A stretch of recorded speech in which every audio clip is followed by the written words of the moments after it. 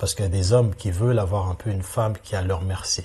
D'accord? Une femme qui n'a pas de carrière, une femme qui ne sait pas ce qu'elle fait. Parce que beaucoup d'hommes ont un peu ce syndrome-là de vouloir sauver, hein, de dire que c'est grâce à moi que tu es sorti de la merde. Mais entre un homme 80% féminin, une femme ne sera pas attirée par cet homme-là, qui se retrouve célibataire, parce qu'un homme, un vrai homme, ce dont il a besoin, c'est une femme. Il a besoin d'une énergie féminine. J'espère que tu vas bien. Je viens de finir d'enregistrer une vidéo pour notre page, une société de production Sobardiansi sur Insta. D'ailleurs, si tu ne me suis pas sur Insta, va sur Insta et suis notre société de production. C'est quoi vraiment?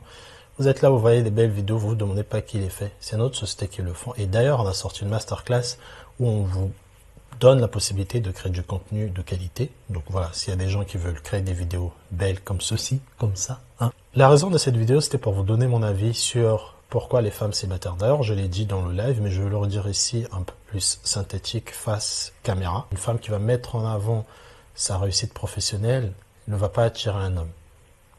Alors encore une fois, je ne suis pas pour dire que des hommes, certains hommes n'ont pas peur des femmes qui travaillent, des femmes carriéristes, parce qu'il y a des hommes qui veulent avoir un peu une femme qui est à leur merci.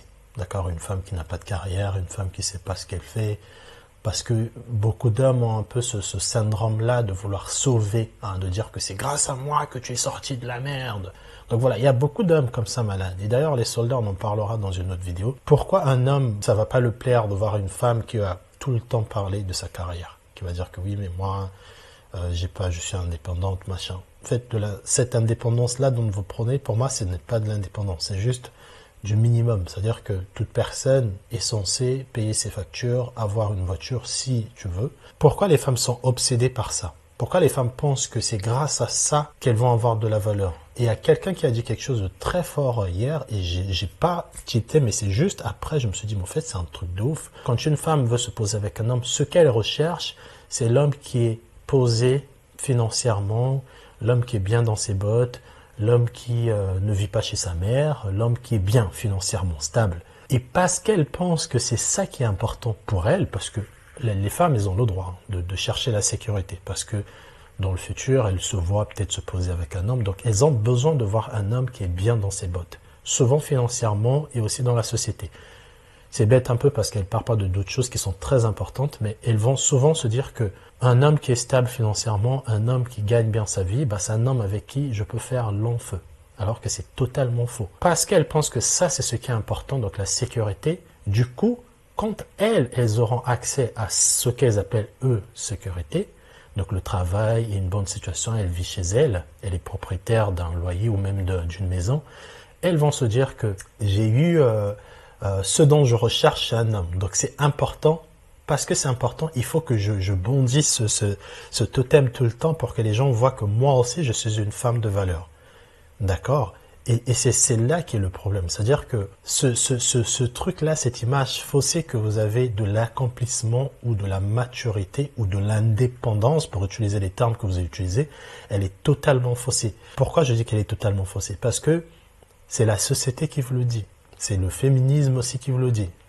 Je sais que vous aimez plus qu'on utilise ce terme, mais il ne faut pas oublier quand même que le féminisme a quand même beaucoup chamboulé des priorités de certaines jeunes femmes. Le message du féminisme, le vrai message du féminisme, qui est l'égalité de chance, la liberté, la considération de la société, tout le reste, je pense que toute personne dans la société souscrit à cette définition. Et le message un peu dangereux, l'un des messages un peu dangereux de l'autre face du féminisme, et c'est ce message-là dont plusieurs femmes ne s'en rendent pas compte, qu'elles sont elles-mêmes empoisonnées par ce message, c'est le message de se dire que la société, au fait, a remplacé les tendances en se disant, bah, vu que l'homme, ce qu'il met en avant, et ça aussi d'ailleurs je condamne ce que certains hommes font en mettant juste en avant leur accomplissement, leurs finances et tout, donc les femmes vont se dire que parce que l'homme met que ça en avant, si on a réussi à remplacer ça en travaillant, en ayant des carrières, bah en fait, en vrai de vrai, on n'a pas besoin de vivre avec un homme. Si j'ai besoin de quelque chose de physique, je peux appeler le mécanicien si j'ai besoin de ça.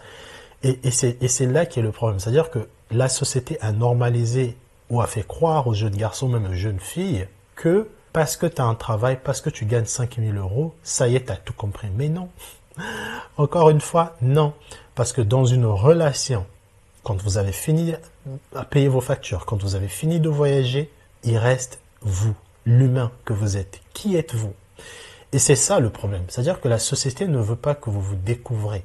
La société ne veut pas que vous sachiez qui vous êtes, qu'est-ce qui vous fait épanouir. La société sera toujours dans le truc de, je sais pas, ce qui te rendra heureux, c'est l'achat de quelque chose, le fait d'aller en vacances. Mais tu peux très bien te payer les plus belles vacances que tu veux dans un loft, aller dans ce loft-là et t'es seul, ma chérie.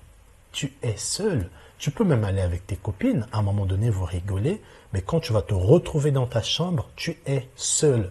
La solitude est réelle. Et ce que la société crée en faisant croire aux gens que l'accomplissement matériel, c'est ça qui vous définit, c'est pour ça qu'aujourd'hui, on a ce gros clivage des femmes, énormément de femmes qui se retrouvent célibataires, parce qu'un homme, un vrai homme, ce dont il a besoin, c'est une femme. Il a besoin d'une énergie féminine. D'accord? Et pareil pour une femme. Une femme est attirée par un homme masculin. Un homme qui dégage une énergie masculine. On peut le voir, hein, une femme verra toujours le truc de oui, protecteur, machin, qui gagne bien. Vous verrez que dans tous les critères que vous décrivez les femmes, le mec que vous aimez qui est costaud, deux fois dark skin, qui est musclé, bon pas des gros muscles, mais voilà, qui est bien physiquement, tout ça ce sont des traits de la masculinité. Les femmes, vous êtes attiré par la masculinité. Si on vous donne un homme, si on vous présente un homme qui est très féminin dans son énergie féminine, parce qu'il veut, tout le monde a le droit, mais entre un homme 80% féminin, une femme ne sera pas attirée par cet homme-là.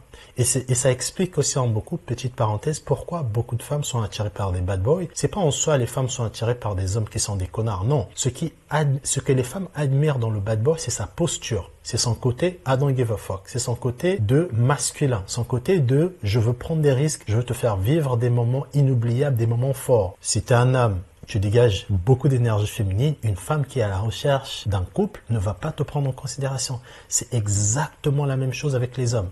Un homme qui veut se poser, qui est en face d'elle, ou qui est en face de lui, pardon, une femme de 35 ans, qui tout le temps va parler de sa carrière, qui va parler à chaque fois de « je suis indépendante, machin, nanana, ne m'offre pas ceci parce que j'ai pas besoin, je peux me l'acheter tout seul ». Quand tu veux lui ouvrir la porte, elle va te faire croire qu'elle peut le faire tout seul. Et il y en a d'autres exemples hein, de comportements très masculins. Bah, cet homme-là ne va pas être attiré par cette femme. De la même manière que les femmes ne seront pas attirées aussi par cet homme qui sera très féminin. C'est pareil.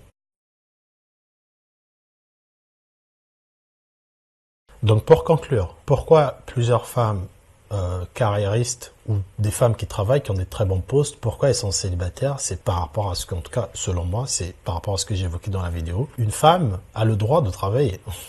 Je dis pas aux femmes de ne pas travailler, de ne pas gagner beaucoup, parce que sinon on va pas les chercher, sinon on va pas les aborder chez des hommes. Non, totalement faux. C'est pas ce que je dis. Parce que il y a certaines personnes, malheureusement, qui vont dire, ah, donc ça veut dire que vous nous dites de réduire nos standards financiers, machin, parce qu'on veut vous plaire aux hommes. Non. Je pense aussi qu'il y a des hommes, il est temps que les hommes aussi se disent qu'une femme qui gagne plus ne devrait pas te faire peur. Si elle te fait peur, malgré le fait que tu as côtoyé, tu as vu qu'elle est sympa, qu'elle est gentille, qu'elle est intelligente, que vous pouvez avoir plusieurs conversations, elle est drôle, mais juste parce qu'elle gagne plus que toi, que tu as peur d'elle, mec, c'est toi le problème. Tu vas pas demander à la femme d'arrêter de travailler juste parce que tu veux, toi, alimenter ton ego de celui qui paye les factures. Non, ça ne marche pas comme ça. Moi, ce que je recommande, et d'ailleurs, ce n'est pas très masculin. Ce qui est très masculin pour moi, c'est le désir de vouloir se dépasser. Tu te dis, ok, bah moi, je suis intérimaire et je gagne 1700 €, mais ma femme, elle est ingénieure, elle gagne 2500 € et elle fait d'autres business à côté, c'est une entrepreneur, elle arrive à ramener peut-être 4000 € le mois et moi, je suis que à 1700 voire 2000 et ça me pique un peu quelque part parce que bon, c'est elle qui gagne plus que moi. Au lieu de te dire que ça me dérange juste parce qu'elle gagne plus, bah, essaie d'utiliser ton énergie masculine de dépassement, de challenge, de te dire que comment moi je peux me dépasser, comment je peux créer d'autres business, comment je peux peut-être me former. Je dis à ma femme, bah écoute ma chérie, pendant 3 mois, j'aurai pas de revenus, je veux me former. Et les femmes vont le faire. On a souvent l'image des femmes des femmes qui vont, en tout cas des personnes qui vont dire que oui, mais une femme, quand t'as pas de revenus, elle va partir. Non. Quand t'as pas de revenus et que tu n'as pas d'ambition, elle partira. Je pense qu'un homme pareil. Mais quand elle voit que tu as un rêve, que tu as une ambition, que tu lui dis, écoute, elle voyait que tu travailles, que tu lui dis, écoute, je vais arrêter de travailler, je vais me former pendant 3 mois, j'aurai peut-être pas assez de revenus, parce que j'aurai des frais de formation, en tout tout cas des indemnités de formation. Mais après cette formation-là, par exemple, je prends une formation de 6 mois intense où je veux me former en tant que data analyst, par exemple. Bah, la femme va se dire, ah oui, bah, écoute, il a des ambitions, il est ambitieux, il veut se dépasser, il veut nous sécuriser. Et c'est ça que je veux. C'est de cette énergie masculine. C'est comme ça qu'on utilise cette énergie masculine-là, de se dire que ma femme, elle gagne plus, ce n'est pas grave. Je vais faire de mon mieux pour gagner plus que elle. D'accord? Au lieu de se dire que cette copine-là ou cette nana que j'ai rencontrée, franchement, elle est sympa, elle est drôle, sapiosexuelle et tout le reste, nanana. Mais bon, j'ai peur qu'un jour, quand je pourrai pas payer des trucs, c'est elle qui va payer. Du coup, non, c'est bon, ça me saoule, elle est trop carriériste. Non, ça c'est... Non, demandez pas aux femmes de faire mieux, mais plutôt, c'est à nous les hommes de faire plus. Et une femme sait qu'aujourd'hui, tu peux gagner 1200 €, mais elle connaît tes capacités. Elle sait qu'elle est capable, quelque part, avec la confiance, l'amour qu'elle va te donner, elle sait que tu peux te dépasser. Et une femme a cette capacité-là de le faire. Et ça, je le dis par expérience, d'accord? Une femme, quand elle te fait confiance, quand elle te montre qu'elle a confiance en toi, tu n'as aucune idée de ce que tu peux accomplir en tant qu'homme. C'est pour ça qu'on dit souvent que derrière un grand homme, il y a une femme qui tient le foyer. Et les gens vont dire, ouais, mais franchement, j'ai pas besoin d'une femme pour me dépasser. Oui, c'est vrai. Quand tu n'as pas d'envie de challenge, on te donne juste des thunes, t'es là, t'es assis, bah, ça tue un peu ta masculinité. T'as besoin de prouver à toi-même que je suis capable de faire ça. Peut-être que pas tout le temps dans ma vie, mais je peux le faire. Et c'est ça qu'on demande. Bon, écoute, on va faire une autre vidéo dessus sur comment les hommes devraient se dépasser, parce que je pense que il est temps aussi, comme je disais au début, de dire aux hommes les choses, hein, parce qu'il y a beaucoup d'hommes vraiment à qui ça dérange. Dès qu'une femme dira que je suis cadre chez EDF, ils vont avoir peur.